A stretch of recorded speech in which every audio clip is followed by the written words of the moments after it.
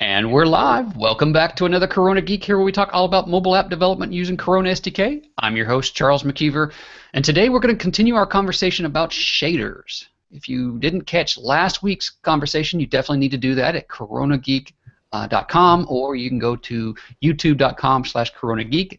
It's actually the best place to find all the videos that we post. Some of the Hangout stuff and some of the non-Hangout stuff is there as well.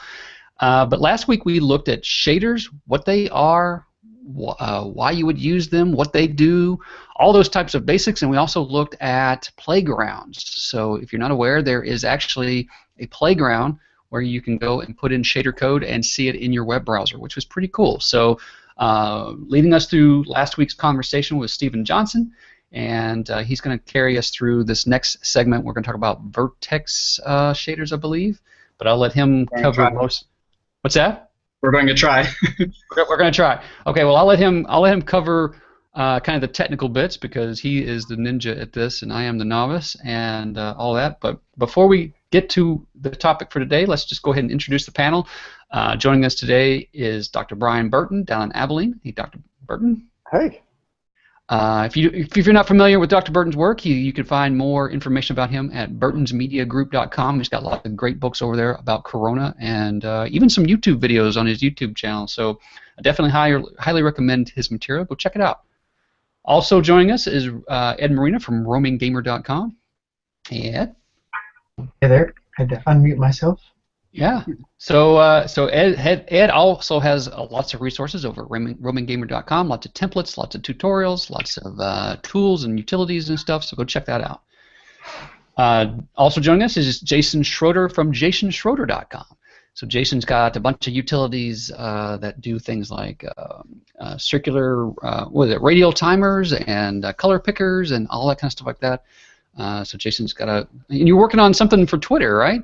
Yeah, I've been working on this will be my first time packaging something as a plugin, which I'm sort of excited about. And it's just going to be a Twitter plugin, so it'll make for really easy. You can log a user into Twitter using a single line of code. You initialize it just plugging in a couple of bits of info you get from Twitter's dev portal, and then easy access to their full REST API. So a single API call to retrieve the raw JSON data from anything that they support. And then I'm also working on about a half a dozen just sort of convenience APIs that I'm going to build out. So for easier access, you don't have to deal with the raw JSON if you just want to get all the data for a specific Twitter user. Get that user's Uh-oh. Did we lose him? You still there? I think we lost. Yep, I think we lost him. He's back again. He's back there. It's interesting how you can be there and not there all at the same time. It's amazing. Oh yeah, there's two of me down there. Look at that. That's how you get all that work done. I don't know where that cut off. Anyway, I'm working on a plugin to make accessing the Twitter APIs very, very easy.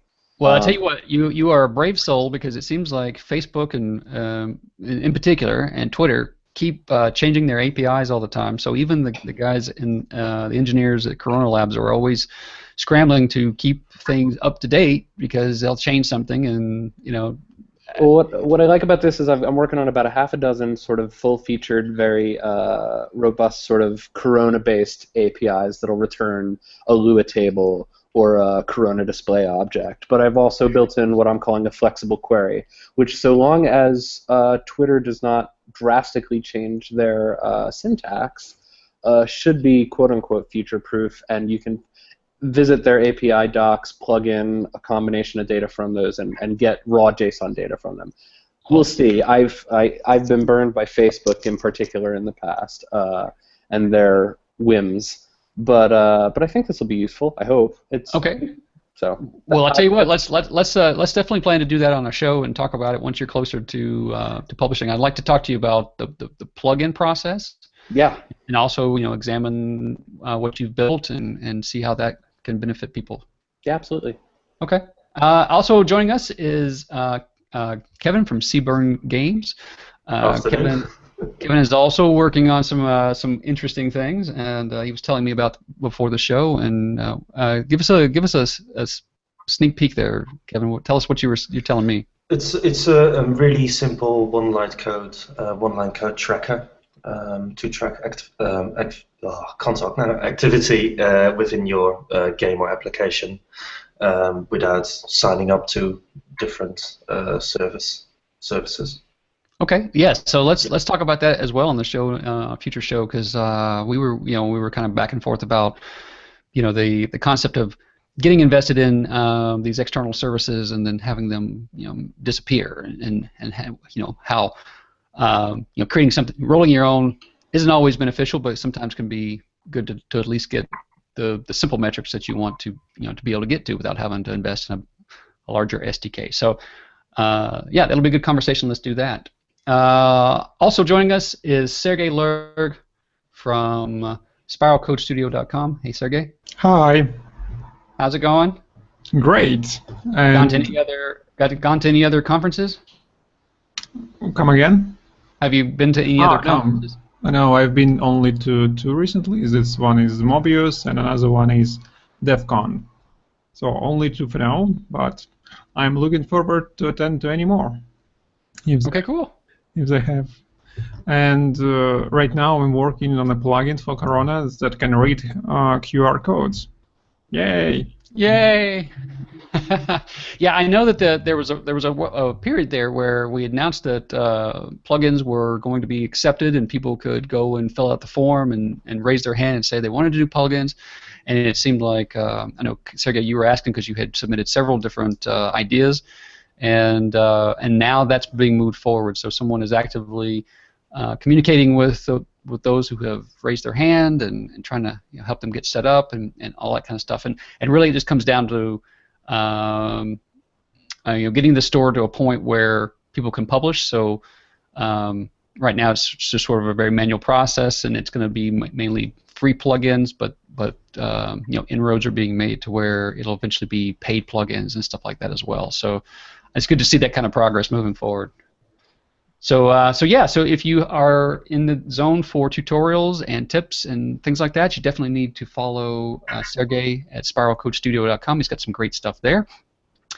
And like I said before, also leading today's conversation, Stephen Johnson. And Stephen, say the name of your studio again. Chivalba Studios. Okay, and we will have a link in the show notes to that, so you can go check it out. What do you guys develop primarily there? I'll show a link here. Does that pop up? Yeah, well, yeah, I see the YouTube link. Yep. We are making a side-scroller on PS3, 4, Vita, PC, etc. So we do games, but they haven't been mobile games yet. Oh, okay. That's interesting. And are you interested in the desktop aspects of things for Corona? Yeah. I know there's been a lot of interest in that here lately. And did you guys see that there was controller support I guess you could call it improved controller support was announced last week? Yeah, I've seen the demo. It's quite great. I liked it a lot. Yeah, there was Xbox 360, Xbox One, PS 1, 2, 3, and 4, generic controllers. I think somebody even brought like a Wii U controller. I mean, just all kind of stuff. I think the one caveat there is just that right now it's on Android. So if you're using the Mac simulator, you can build or you can test out Android builds without having to build an app. You can do that in the simulator, if that makes any sense. So that's kind of an interesting piece of functionality, and it's not available on Windows or iOS yet. So, but I'm told that that's in the works. So, but it's kind of cool. The demo that's out there is also available. I think we named it Pew Pew or Pew Pew Pew or something like that. There's a link to some source code where you have multiple controllers all connecting, and then the players are all like shooting each other and racking up points, and their names are over the players and stuff like that. So if you haven't already, we'll put a link in the show notes. You can go check that out. But it might be a nice piece of source code to just sort of pick through to see controller support and multiple player interaction. So, okay, well, I don't want to talk on too long.